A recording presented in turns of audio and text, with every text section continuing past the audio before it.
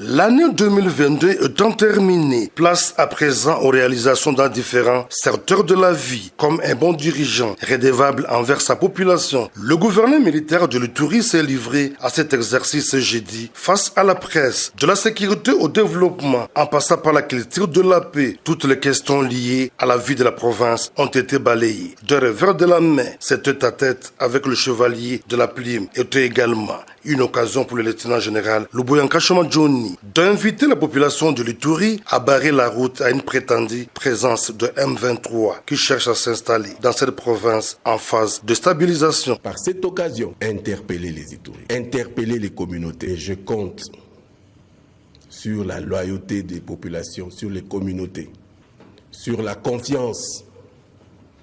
Je sais que cette population a beaucoup souffert. Je sais que cette population a besoin de la paix. Et je sais que tous ces manipulateurs n'arriveront pas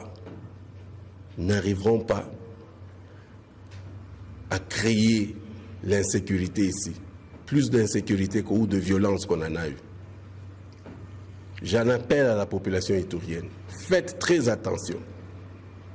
Tous ces gens-là qui vont vous promettre des choses et qui vont, n'est-ce pas, vouloir ramener ce groupe-là ici, n'acceptez pas ça. N'acceptez pas ça. Pour immortaliser et consolider la collaboration avec l'administration militaire, une photo de famille a clôturé cette conférence de presse. Le bilan provisoire fait état de 3 personnes mortes emportées par les eaux de pluie. 9 autres personnes repêchées de justesse des eaux et internées dans différents hôpitaux. Il y a eu également destruction des infrastructures. Dans les 3 communes, la circulation a été perturbée pendant de longues heures et des routes bloquées complètement, inondées des eaux et des matériaux durs charriés par les eaux de ruissellement. Dans la commune d'Ibanda, la place Monseigneur Christophe Mouziroy, en face du marché de Nyawera, a été entièrement sous l'eau. La traversée des personnes en ces lieux s'est faite pendant plus de 2 heures à dos d'homme et non sans frais. À Irambo, appelé aussi Paysage ou Louziba, plusieurs maisons ont été inondées d'eau et les habitants du lieu ont perdu des biens de valeur. Le lieu étant le déversoir des collines de Vamaro, de Muhungu et de Mukukwe. Alors la population est en difficulté, on ne sait pas, la population n'est pas rentrée.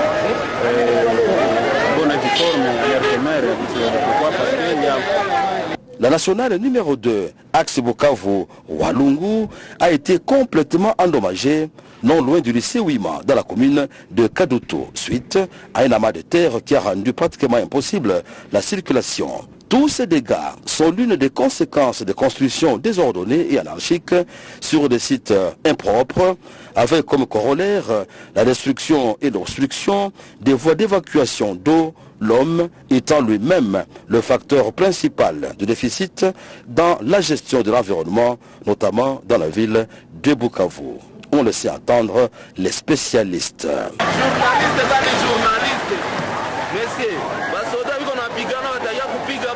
À Kinshasa, l'avenue Nyangwe dans la commune de Lingwala, complètement submergée, précisément dans son tronçon compris entre Mouchi jusqu'au rond-point des Huileries. Des caniveaux sont totalement bouchés par des déchets plastiques, une situation qui provoque des accidents mais aussi des bouchons. Anim Balaka a été sur place pour faire le constat. Calvaire pour traverser la commune de Lingwala vers d'autres communes de la capitale. La célèbre avenue de Nyangwe, connue pour ses nombreuses terrasses, ressemble aujourd'hui à une rivière pleine des ordures impraticables, provoquant des embouteillages monstres. L'avenue Nyangwe donne aujourd'hui l'apparence d'une rivière en plein centre-ville. Nous sommes ici dans la commune de Lingwala, plus précisément à l'arrêt major entre Mouchi et les ronds-points Huileries. Les caniveaux sont bouchés, provoquant ainsi des accidents de circulation et la destruction de cette chaussée. C'est donc à chaque pluie que l'eau stagne et sente mauvais.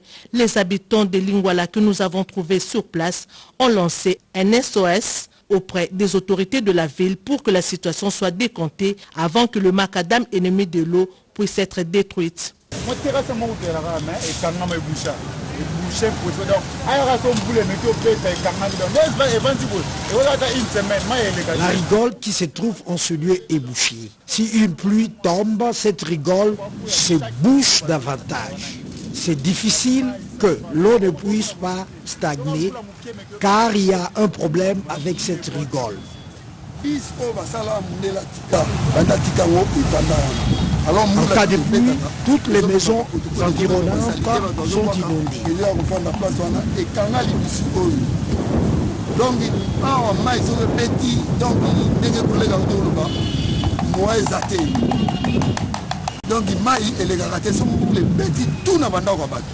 L'eau, première ennemie de la chaussée, détruit tout sur son passage, signalant que l'eau qui stane sur le macadam détruit cette route. Il y a un gros trou qui se forme déjà. Il est donc temps d'intervenir avant que les pires n'arrivent. Et le déversement sans contrôle des déchets sur les plateformes portuaires et dans les lieux d'embarcation perturbe la navigabilité dans les eaux intérieures des pays membres de la SICOS.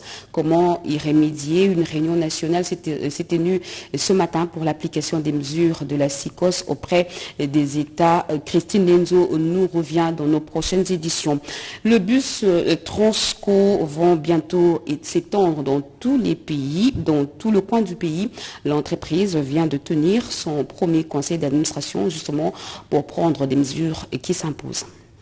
À Nomsera, les directeurs généraux de Transco et autres membres du conseil d'administration se retrouvent pour la première réunion du conseil d'administration de l'année 2023. Un premier contact annuel présidé par les présidents du conseil d'administration est axé essentiellement sur les budgets exploitation de l'exercice 2023. Il était question d'analyser les trois axes qui sont de ces budgets, les budgets d'exploitation et les budgets d'investissement pour créer des rationalités afin de rendre cohérents les écritures comptables. Nous avons analysé en toute rigueur toutes les buts présentés et proposé des amendements pour améliorer les données comptables. Nous avons donc voté, accordé l'autorisation au comité de gestion d'appliquer ces budgets-là parce qu'ils correspondent évidemment aux besoins qui sont les nôtres.